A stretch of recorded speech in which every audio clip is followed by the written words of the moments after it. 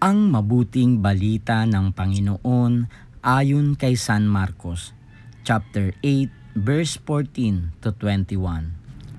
Noong panahong iyon, nalimutan ng mga alagad na magdala ng tinapay, at iisa lang ang kanilang tinapay sa bangka.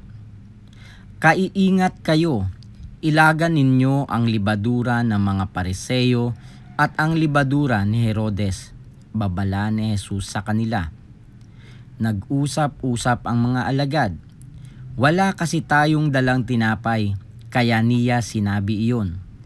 Alam ito ni Jesus kaya't sila'y tinanong niya, "Bakit ninyo pinag-uusapan na kayo'y walang dalang tinapay?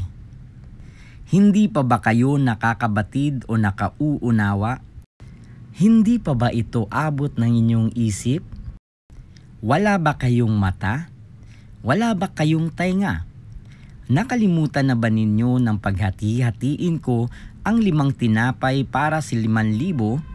Ilang bakol ang napuno ninyo sa mga lumabis na tinapay?" 12 po, tugon nila. "At nang paghati-hatiin ko ang 7 tinapay para sa 4,000, ilang bakol na malalaki ang napuno ninyo?" tanong niya. 7 bakol po, tugon nila. "At hindi pa rin ninyo nauunawaan?" wika niya.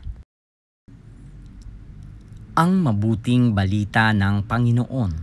Pinupuri ka namin, Panginoong Hesukristo.